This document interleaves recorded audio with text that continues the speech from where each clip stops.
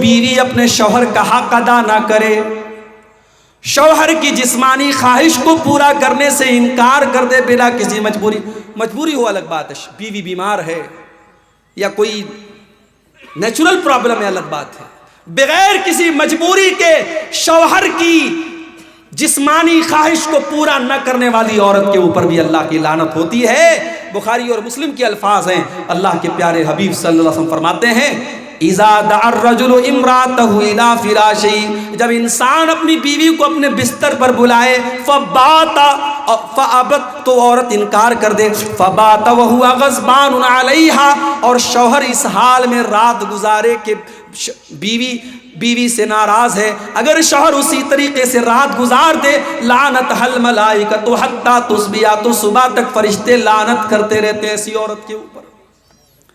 لیکن یہ بات یاد رکھو، اسلام میں ون وے ٹریفک نہیں ہے۔ اگر عورت کے اوپر یہ فرض ہے کہ وہ مرد کے ایموشنز اور جذبات کا خیال رکھے، تو مرد کو بھی چاہیے کہ وہ عورت کے جذبات کا خیال رکھے۔ یہ نکاح ہے بھائی صاحب، یہ کوئی زبردستی کا سودا نہیں ہے۔ شوہر بیوی کے جذبات کا خیال رکھے، بیوی شوہر کے جذبات کا خیال رکھے، بیوی کو مشین نہ سمجھا جائے، بیوی کو بچہ پیدا کرنے والی مشین نہ سمجھا جائے، اور بیوی کے ساتھ جانوروں جیسا سلوک نہ کیا جائے، یہ بات بھی یاد رکھی جائے۔ اگر بیوی کو ہم یہ چاہتے ہیں وہ ہمارے لیے بہترین کپڑا پہنے، خوشبو لگائے، سجے سنورے، تو بھائی صاحب ذرا آپ بھی اپنی اداؤں پر غور کیجئے۔ آپ تو ایکسپیکٹ کرتے اپنی بیوی سے کہ وہ میرے لیے خوب میک اپ کرے، سجے سورے، اور آپ وہی بالکل بد شکل ہو کر کے، بال بالکل پراگندہ ہیں اور بدبو سے اٹے ہوئے ہیں، پسینے سے اٹے ہوئے ہیں، اور اس حالت میں اگر انسان اپنی بیوی کے پاس جاتا ہے تو یہ بھی غلط ہے۔ حضرت عبداللہ ابن عباس کہتے ہیں کہ جس طریقے سے میری بیوی میرے لیے سجتی اور سنورتی ہے، میں اپنی بیوی کے لیے سجتا اور سنورتا ہوں۔ تو بیوی شوہر کا حق ادا کرے، شوہر بیوی کا حق ادا کرے۔ اللہ کے رسول نے ایسی عورت کے اوپر لعنت کی ہے جو شوہر کا حق ادا نہ کرے۔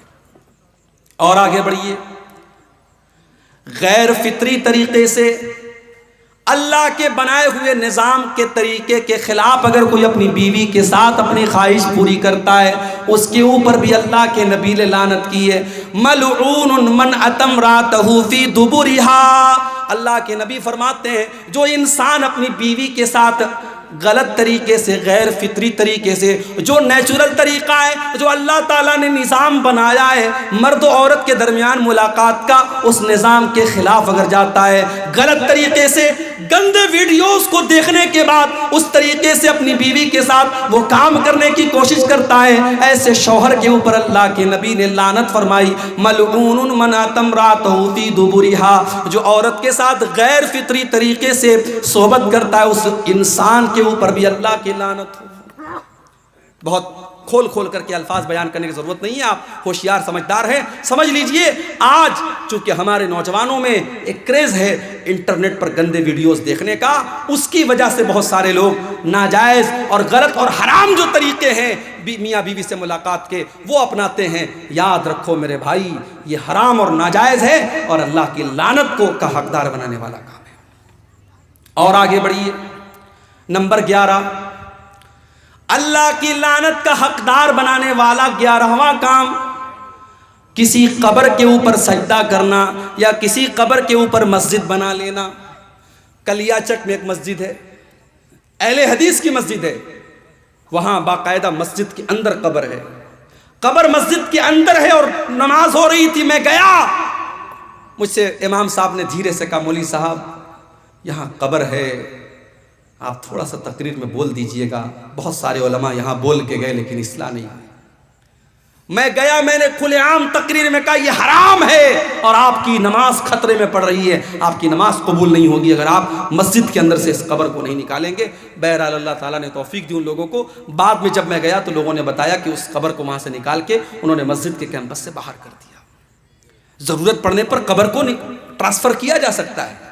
اگر مان لیجئے کسی ایسی جگہ قبر ہے کہ وہاں قبر ہونا مناسب نہیں ہے، تو قبر کے اندر جو مردے کی ہڈیاں وغیرہ ہیں ان کو احترام کے ساتھ کسی کپڑے میں رکھ کر کے دوسرے قبرستان میں دفن کی جا سکتی ہے ضرورت پڑنے پر۔ تو قبرستان کے اوپر مسجد نہیں بن سکتی اور مسجد میں قبر نہیں بن سکتی۔ اللہ کے نبی نے لعنت کی ہے، لعن اللہ الیہود والنصارى اتخذوا قبور انبیائہم مساجد۔ اللہ کی لعنت و یہود و نصارہ کے اوپر انہوں نے اپنے نبیوں کی قبروں کو مسجد بنا لیا، وہ اپنے نبیوں کی قبروں پر سجدہ کرنے لگے، انہوں نے اپنے نبیوں کی قبروں کے اوپر سجدہ کرنا شروع کر دیا۔ اللہ کے نبی نے دعا بھی کی تھی، اللہم لا تجعل قبری وثنا یعبد، اے اللہ تو میری قبر کو بت نہ بننے دینا، اے اللہ میری قبر کو تو بت نہ بنا دینا جس کی عبادت کی جائے، جس پر سجدہ کیا جائے، جس کی پوجا پاٹ کی جائے، اے اللہ تو میری قبر پر یہ سب کام نہ ہونے دینا۔ اور آج اللہ کا شکر ہے دنیا کی بہت ساری طاقتیں لگی ہوئی ہیں، اللہ حفاظت کرے سعودی عرب کی حکومت کی۔ آج اگر یہ حکومت نہ ہوتی تو شاید جو منظر ہم اجمیر میں دیکھتے ہیں، جو منظر ہم ہندوستان میں بزرگوں کی قبروں پر دیکھتے ہیں، شاید اس سے کہیں زیادہ خطرناک منظر مدینے کا ہوتا اور نبی کی قبر پہ سجدے ہو رہے ہوتے۔ وہاں 24 گھنٹے پولیس کے لوگ کھڑے ہیں، سیکیورٹی کے لوگ کھڑے ہیں، اور اگر کوئی کسی بھی طریقے کا شرکیہ کام کرنے کی کوشش کرتا ہے، سیکیورٹی کے لوگ فوراً اس کو وہاں سے بھگا دیتے ہیں، نکال دیتے ہیں۔ تو میرے بھائیوں، قبر کے اوپر مسجد بنانا یا قبر کے اوپر سجدہ کرنا، یہ بھی اللہ کی لعنت کا حقدار بنانے والا کام ہے۔ نمبر 12، حضرت لوط علیہ السلام کی قوم جو کام کرتی تھی، مرد کا مرد کے ساتھ، لڑکے کا لڑکے کے ساتھ تعلق قائم کرنا، حرام کام کرنا، بدکاری کا کام کرنا، ہومو سیکسولیٹی، یا آج کی زبان میں جس کو ہم کہہ سکتے ہیں ہم جنسی، یا ہندی میں کہہ سکتے ہیں سم لینگکتا، جس کو آج دنیا کی عدالتوں نے اس کو صحیح قرار دے دیا ہے، لیکن اللہ کے نبی نے لعنت قرار دی ہے۔ مسند احمد کی روایت ہے، آپ نے فرمایا لعن اللہ من عمل قوم لوط، لعن اللہ من عمل قوم لوط، لعن اللہ من عمل قوم لوط، اللہ کی لعنت اس انسان کے اوپر جو حضرت لوط علیہ السلام کی قوم والا عمل کرتا ہے۔ دنیا میں سب سے پہلے یہ کام اگر کسی نے کیا تھا، لوط علیہ السلام کی قوم نے کیا تھا، اور جب حضرت لوط نے ان کو سمجھایا تھا تو یہ کہا تھا کہ تم اس گناہ کی شروعات کر رہے ہو، آج تک دنیا میں یہ گناہ کسی نے نہیں کیا جو گناہ تم کر رہے ہو۔ اللہ نے تمہارے لیے عورتوں کو بنایا ہے، تمہارے لیے اللہ نے جائز طریقہ بنایا ہے، تم ناجائز طریقہ اپنا رہے ہو۔ تو قوم کے لوگوں نے مذاق اڑایا تھا اور کہا تھا یہ تو بڑے پاک صاف لوگ ہیں، یہ تو اپنے آپ کو بڑے صاف ستھرے سمجھتے ہیں۔ اور اللہ کا جب عذاب آیا میرے بھائی، پتھروں کی بارش ہوتی ہے، اس قوم کے اوپر پتھروں کی بارش ہوتی ہے، اور پوری قوم کو اللہ تعالیٰ الٹ دیتا ہے اور پوری قوم کا نام و نشان مٹ جاتا ہے۔ آج بھی یہ کام ہو رہا ہے، بہت سارے نوجوان اس گندگی میں مبتلا ہیں۔ اس حدیث کو میرے بھائیوں اپنے سامنے رکھو، جو یہ کام کرے اس کے اوپر اللہ کی لعنت ہو۔ اور اسلامی حکومت اگر ہے اور کوئی کام یہ کام کرتا ہوا اگر کوئی لڑکا پایا گیا تو اسلامی حکومت میں اس کی سزا سزائے موت ہے۔ اللہ کے نبی کی حدیث ہے کہ لوط علیہ السلام کی قوم والا عمل اگر کوئی لڑکا لڑکی کرے تو فاعل اور مفعول کو، جو کر رہا ہے اور جو کروا رہا ہے، دونوں کو قتل کر دیا جائے۔ اسلامی حکومت میں اتنی خطرناک سزا ہے، یہ بہت بڑی بدکاری اور بے حیائی کا کام ہے۔ اللہ تعالی ہمارے تمام نوجوانوں کی اسے حفاظت فرمائے۔ تو یہ 12ویں چیز ہے کہ جو یہ حضرت لوط علیہ السلام کی عمل والا، ان کی قوم والا جو عمل کرتا ہے، اس عمل کرنے والے پر بھی اللہ کے نبی نے لعنت کی ہے۔ اور آگے بڑھیے، اپنے باپ کے بجائے کسی اور کی طرف اپنی نسبت کرنا، اپنے والد کے بجائے کسی اور کو اپنا والد بنانا۔ جیسے آج کے دور میں بہت سارے لوگ بچوں کو ایڈاپٹ کر لیتے ہیں، بچوں کو پال لیتے ہیں۔ اب بچے کا باپ کوئی اور ہے، لیکن جو انسان پالتا ہے، جو پرورش کرتا ہے، اسی انسان کا نام اس کے نام کے ساتھ جڑ جاتا ہے۔ باپ کا نام تھا عبداللہ، لیکن پالنے والے کا نام محمد تھا، تو یہ اپنے باپ کی جگہ محمد کا نام لکھتا، عبداللہ کا نام نہیں لکھتا ہے۔ یہ اتنا خطرناک کام ہے۔ اللہ کے نبی فرماتے من ادعا الی غیر ابیہ، جو اپنے باپ کے بجائے کسی اور کا نام اپنے باپ کے نام کی جگہ جوڑے، ومن تولا من غیر موالیہ، اور جو غلام اپنے مالک کے بجائے کسی اور کو اپنا مالک قرار دے، فعلیہ لعنت اللہ والملائکۃ والناس اجمعین، تو ایسے انسان کے اوپر اللہ کی لعنت ہو، فرشتوں کی لعنت ہو، اور تمام لوگوں کی لعنت ہو، تمام لوگوں کی لعنت ہو اس انسان کے اوپر جو اپنے اوریجنل باپ کی جگہ کسی اور کو اپنا باپ قرار دے۔ اسی لیے بڑی سختی ہے، اگر آپ بچے کو ایڈاپٹ کرتے ہیں تو علماء کا فتویٰ موجود ہے اور قرآن کی آیتیں موجود ہیں کہ اس کی ولدیت کی جگہ آپ اوریجنل باپ کا نام لکھیں گے۔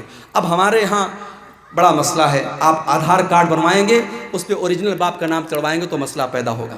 تو آدھار کارڈ وغیرہ میں مجبوری کے طور پر آپ اپنا نام جوڑ سکتے ہیں, مگر جہاں اسلامی پوائنٹ آف ویو سے ضرورت پڑے گی, مثال کے طور پر نکاح کے ٹائم یا مثال کے طور پر کوئی گواہی کے ٹائم, تو وہاں ولدیت میں جو اوریجنل باپ ہے اسی کا نام دیا جائے گا.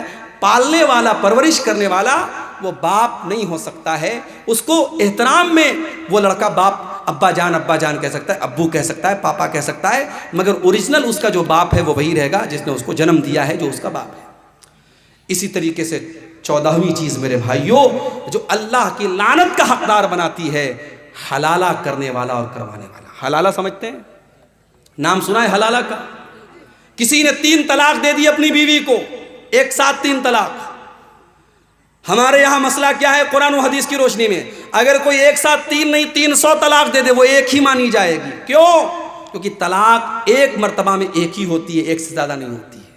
طلاق کا ایک پروسیس ہے. اگر کسی نے اپنی بیوی کو طلاق دیا ہے تو اب 3 مہینے تک وہ دوسری طلاق نہیں دے سکتا. 3 مہینے تک وہ دوسری طلاق دے ہی نہیں سکتا. اگر 3 مہینے کے اندر وہ دوسری طلاق دے گا تو وہ دوسری نہیں مانی جائے گی. ایک طلاق دے گا انسان, اب 3 مہینے کا ٹائم ہے. اگر 3 مہینے کے اندر رجوع کر لیا اچھی بات ہے, رجوع کر لیا بیوی رہے گی. اگر 3 مہینہ گزر گیا اور رجوع نہیں کیا تو نکاح ختم ہو گیا, نیا نکاح ہوگا, نیا مہر ہوگا. پھر آئندہ کبھی زندگی میں جھگڑا ہوگا اور طلاق دے گا, وہ دوسری طلاق ہوگی. یہاں سارا سسٹم گڑبڑ کر دیا, طلاق طلاق طلاق. غصے میں بیوی کو طلاق طلاق بول دیا. اب اپنے مولوی صاحب کے پاس گیا, مولوی صاحب نے کہا حلالہ کرانا پڑے گا, حلالہ کرانا پڑے گا. اور حلالہ کا طریقہ کیا ہے؟ ایک رات کے لیے تمہاری بیوی کسی سے شادی کرے گی, ایک رات تک وہ ساتھ میں رہے گا اور اگلے دن وہ طلاق دے دے گا. پھر عورت عدت گزارے گی, پھر تم اس سے شادی کر لینا. یہ کتنی کھلم کھلا, کتنی بڑی بے غیرتی اور بے حیائی اور زناکاری ہے. اور آج پوری دنیا میں اسلام کی امیج کو خراب کرنے کا کام کیا ہے. کتنی فلمیں بنی ہیں اس کے اوپر, کتنی ویب سیریز بنی ہے اس کے اوپر. حلالہ اتنا گندا کام ہے میرے بھائیوں. اللہ کے نبی نے فرمایا لعن اللہ المحلل والمحلل لہ, حلالہ کرنے والے پر اور حلالہ کروانے والے پر دونوں کے اوپر اللہ کی لعنت ہو. اور ایک اور حدیث میں اللہ کے نبی نے فرمایا کہ کیا میں تم کو ایسے انسان کے بارے میں نہ بتاؤں جو کرائے کا ساڑھ ہوتا ہے؟ صحابہ نے کہا اللہ کے نبی کرائے کا ساڑھ کون ہوتا ہے؟ آپ نے فرمایا جو حلالہ کرواتا ہے. حلالہ کروانے والا اپنی بیوی کو کسی غیر کے بستر پر بھیجنے والا, اور وہ انسان کرائے کا ساڑھ ہوتا ہے جو یہ کام کرتا ہے. تو حلالہ کرنے والا بھی اور حلالہ کروانے والا بھی دونوں پر اللہ کی لعنت. اور آخری چیز جو بیان کر کے ہم بات ختم کریں گے میرے بھائیوں, جس انسان کے اوپر اللہ کے نبی نے لعنت کی ہے, میری ماں اور بہنوں آپ سے کہنا چاہتا ہوں, اللہ کے نبی نے فرمایا لعن اللہ زوارات القبور, اللہ کی لعنت ایسی عورتوں کے اوپر جو قبروں کی بہت زیادہ زیارت کرتی ہیں. کبھی کبھار عبرت کے طور پر اگر عورتیں قبرستان چلی جائیں اپنی ماں کی قبر پہ, اپنے باپ کی قبر پہ, الگ بات ہے, لیکن بہت زیادہ قبرستان پہ جانے والی اور قبروں کی زیارت کرنے والی عورتوں کے اوپر اللہ کے نبی نے لعنت کی ہے. آپ نے فرمایا لعن اللہ زوارات القبور, قبروں کی بہت زیادہ زیارت کرنے والی عورتوں کے اوپر اللہ کی لعنت ہو. آج ہندوستان میں کتنی ہماری مسلمان بہنیں ہیں, ان پر فتویٰ ہے مسجد میں نہیں جا سکتی. مجھے یاد ہے اسی بہار میں گیا ایک جگہ ہے, گیا کہ ایک مولانا صاحب تھے, انتقال ہو گیا, اللہ معاف کرے. انہوں نے ایک تقریر میں کہا تھا اہل حدیثو بڑا شوق ہے تمہیں اپنی عورتوں کو مسجد میں بھیجنے کا نا, ذرا ایک دن ہماری مسجد میں بھیج دو, 9 مہینے کے بعد رزلٹ آ جائے گا. ایک انسان, ایک عالم تقریر کر رہا ہے اور ممبر پر اور اسٹیج پر بیٹھ کر کے اتنی گندی اور گھناؤنی بات کر رہا ہے.